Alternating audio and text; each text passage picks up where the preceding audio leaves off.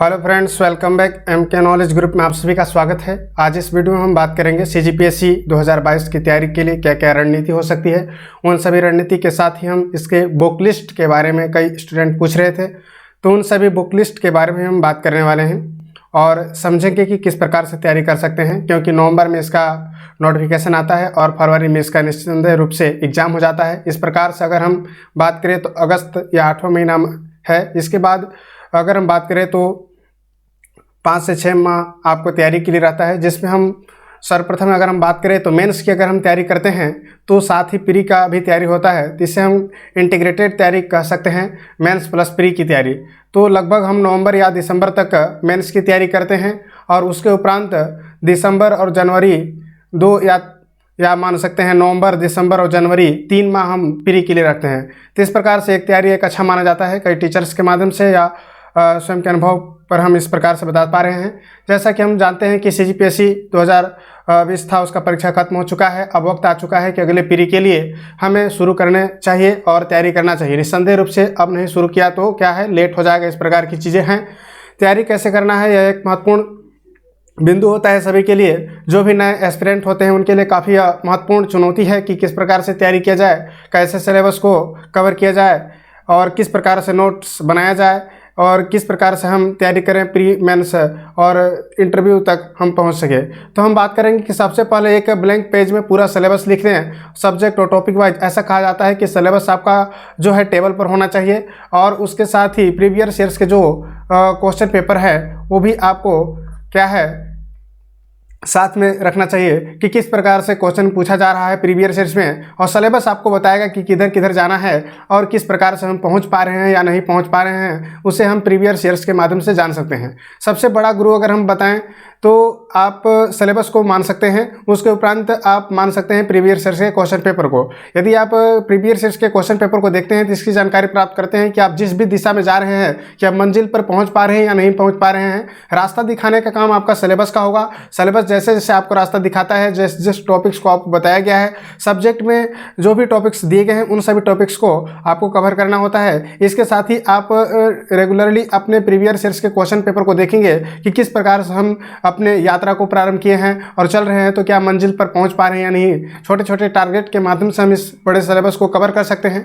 इसके अतिरिक्त आपको देखना है कि अब सभी सब्जेक्ट उसके वेटेज किसी सब्जेक्ट का कम रहता है। यदि कोई मैथ का विद्यार्थी है तो उसे मैथ में कम समय देना होगा। यदि कोई आर्ट का विद्यार्थी है, पहले से उसका अच्छे से पकड़ है आर्ट के सब्जेक्ट में, तो उसे कम समय देना होगा। उसी प्रकार से जो भी सब्जेक्ट आपका अच्छा है, जिसमें पकड़ आपकी अच्छी है, उन सभी सब्जेक्टों को आप निश्चित रूप से अच्छा मानकर उसे कम समय दे सकते हैं और जिनमें आप ज़्यादा वीक हैं उनके ज़्यादा समय देकर उसे आप अच्छा कर सकते हैं। तो इस प्रकार से एक पैटर्न बनाइए और टाइम टेबल निर्धारण कीजिए। टाइम टेबल की भी हम वीडियो लाने वाले हैं। उसके साथ ही किस प्रकार के नोट्स बना सकते हैं, इस प्रकार की चीज़ें भी हम आने वाले वीडियो में आपको बताने वाले हैं। तो आप इस प्रकार से देख सकते हैं। आज हमने बताया है इसमें किस प्रकार से रणनीति बनाना है और आज हम बात करेंगे इसमें बुक लिस्ट के बारे में भी बात करेंगे, उसको कैसे कंप्लीट करना है। ठीक है, 2 से 3 दिन का एक्सटेंशन रख सकते हैं। साथ ही एक सब्जेक्ट को एक साथ ही देखिए, यहाँ पर एक साथ ही अभी सब्जेक्ट को ना पढ़ें,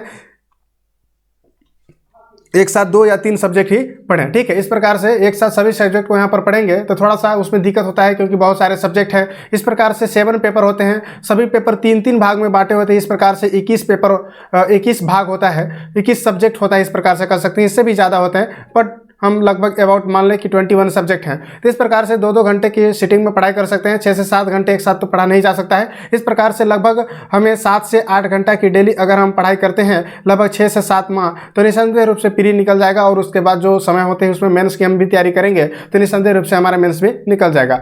इस प्रकार से हम देख सकते हैं। जब दिमाग में भी किसी बात की अगर टेंशन हो तो उसमें पढ़ना नहीं चाहिए। इस प्रकार की चीज़ें होती हैं। एक ही बुक से ज़्यादा पढ़ना बेटर होगा और खुद के हैंड राइटिंग में नोट्स बनाना चाहिए, किसी दूसरे के नोट से नहीं। नोट्स एक बहुत बड़ा आपका कह सकते हैं इस यात्रा में सहायक हो सकता है, क्योंकि नोट्स के माध्यम से हम उन चीज़ों को अपडेट करते हैं या रखते हैं जिन चीज़ों के बारे में हम नहीं जानते हैं, या ट्रिक्स को हम अपडेट करते हैं। नोट्स का मतलब यह होता है कि कोई विशेष स्थिति जहाँ पर उत्पन्न होगी, जो समझ नहीं आ रहा है या जिसमें कन्फ्यूजन या भ्रम की स्थिति है, उन सभी चीज़ों को नोट्स में हम नोट्स करते हैं। जिस चीज़ को हम जानते हैं उसमें नोट नहीं लिखना है, पुस्तक को सारे उतार कर नोट्स में नहीं लिखना है। कुछ ट्रिक्स मिल गया उस ट्रिक्स को लिखना है, कुछ अपडेट आ रहे हैं उस अपडेट को अपडेट करना है, क्योंकि खुद का लिखा हुआ जो नोट्स होता है वो जल्दी याद रहता है और ज़्यादा समय तक याद रखता है। और यदि आप नोट्स बनाते हैं तो नोट्स बनाते समय आपकी क्या होती है, आपकी जानकारी उस समय भी आपकी तैयारी होती जाती है। जैसे कि आप एक बार पढ़ते हैं, उसके बाद सुनते हैं, उसके बाद लिखते हैं, इस प्रकार की 3-4 प्रक्रिया आपके एक साथ होती हैं। तो इस प्रकार से आपका एक अच्छा पैटर्न बनता जाता है और याद भी होता जाता है। इन सभी छोटी छोटी बातों को आप यदि ध्यान देते हैं तो निसंदेह रूप से 6 माह के अंतर्गत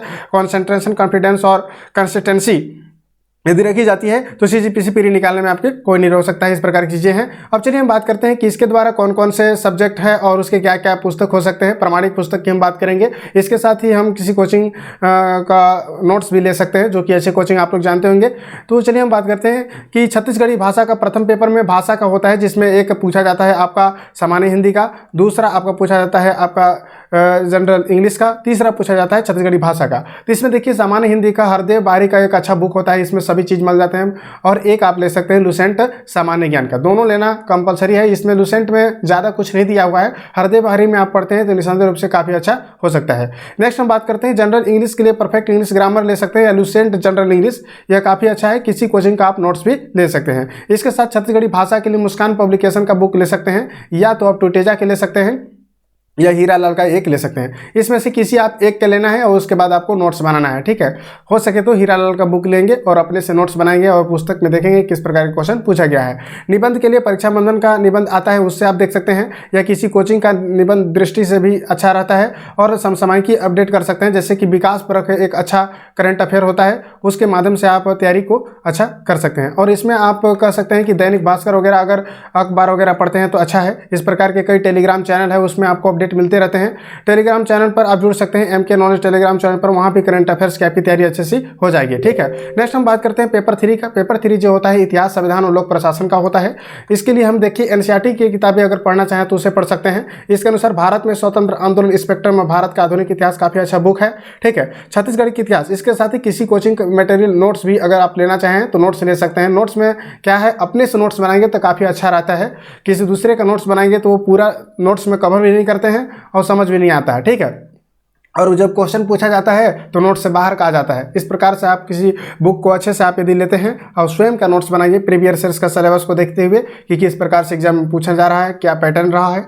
छत्तीसगढ़ इतिहास और स्वतंत्र आंदोलन की अगर हम बात करें तो समग्र छत्तीसगढ़ करके आता है, इसमें हिंदी ग्रंथ अकादमी का है, उसे आप ले सकते हैं, ठीक है। नेक्स्ट हम बात करेंगे भारत का संविधान, भारत की राज्य व्यवस्था, एम लक्ष्मीकांत काफ़ी महत्वपूर्ण है। भारत का संविधान DD बसु को आप मत लीजिए, एम लक्ष्मीकांत काफ़ी है। लोक प्रशासन के लिए एम लक्ष्मीकांत का आता है, बहुत बड़ा बुक हो जाएगा। आप किसी कोचिंग का ले सकते हैं, दिल्ली IAS का भी अच्छा रहता है, या हरिराम पटेल सर का भी अच्छा है उनका नोट्स, तो इस प्रकार ले सकते हैं। पेपर 4 में देखिए छत्तीसगढ़ पाठ्य पुस्तक 10वीं विज्ञान का जो है काफ़ी सहायक होगा, इसमें से बाहर नहीं जाता है। जीव विज्ञान का भी 10वीं से ही लेवल से पूछा जाता है, भौतिकी का भी आप ले सकते हैं CG बोर्ड का। इसके साथ ही किसी कोचिंग का एक नोट्स भी आप प्रेफर करना चाहें तो ले सकते हैं, या तो अपने नोट्स बनाना है किस प्रकार के एग्जाम में सिलेबस है उसके अनुसार से।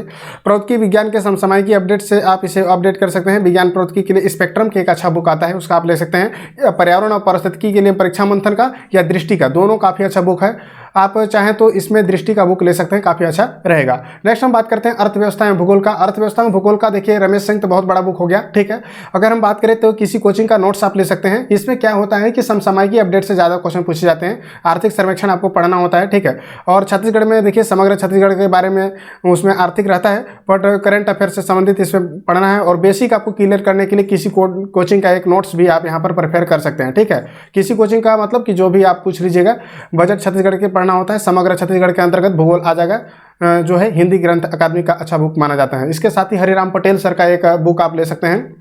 हरिराम पटेल सर का CG का बुक है, काफ़ी अच्छा बुक है, उसमें आप तैयारी कर सकते हैं। हरिराम पटेल सर का नोट्स भी काफ़ी अच्छे रहते हैं, उनको भी आप प्रिपेयर कर सकते हैं।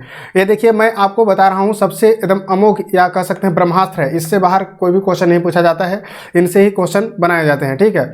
मूल्य रूप से गणित पाठ्यक्रम 10वीं कक्षा का गणित आपको पढ़ना होगा। गणित और तार्किक योग्यता के अंतर्गत एक पुस्तक आप ले सकते हैं, SD यादव का बहुत अच्छा है, या RS अग्रवाल का, इसमें बुक अच्छा रहता है, ठीक है। तो इस प्रकार के क्वेश्चन ले सकते हैं। दर्शन शास्त्र एवं समाज शास्त्र के लिए महत्वपूर्ण है, दिल्ली IAS कोचिंग का नोट्स काफ़ी अच्छा रहा है, उसको आप ले सकते हैं। या आपका हरिराम पटेल सर का भी काफ़ी अच्छा बुक है, या ले सकते हैं BK नायक का एक प्रश्नोत्तरी आता है, ठीक है, BK नायक सर का, तो उसके आधार पर काफ़ी अच्छा बुक माना जाता है। BK नायक सर का आप भी देख लेंगे और इसको आप पैटर्न के अनुसार से नोट्स कॉपी में लिखेंगे और मार्केट में जाकर देखने की कोशिश करेंगे किस प्रकार की चीज़ें हैं।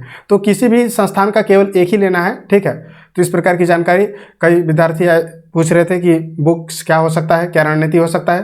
फिर मिलते हैं किसी नेक्स्ट वीडियो में। Thank you very much. जय हिंद, जय भारत। इसका पीडीएफ यदि चाहिए तो पीडीएफ के लिए हमारे MK नॉलेज ग्रुप पर आप जा सकते हैं। ठीक है, MK ग्रुप में टेलीग्राम है, टेलीग्राम पर आप सब्सक्राइब कीजिए, वहाँ पर पीडीएफ मिलेगा।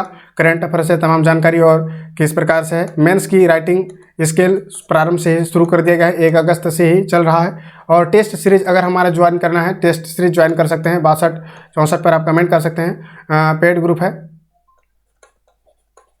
96-84, ठीक है, 62-64 11-96-84 में आप टेस्ट ग्रुप ज्वाइन कर सकते हैं। डेली टेस्ट होता है, टॉपिक वाइज होता है, तो आप टॉपिक वाइज टेस्ट अगर देते हैं तो निसंदेह रूप से फुल गाइडेंस आपको मिलता है, किस प्रकार की पुस्तक पढ़ना है, इस पर सभी चीज़ों को रेगुलर अपडेट आपको दिए जाते हैं विथ रैंक के अनुसार। ठीक है, फिर मिलते हैं किसी नेक्स्ट वीडियो में। Thank you very much. जय हिंद, जय भारत।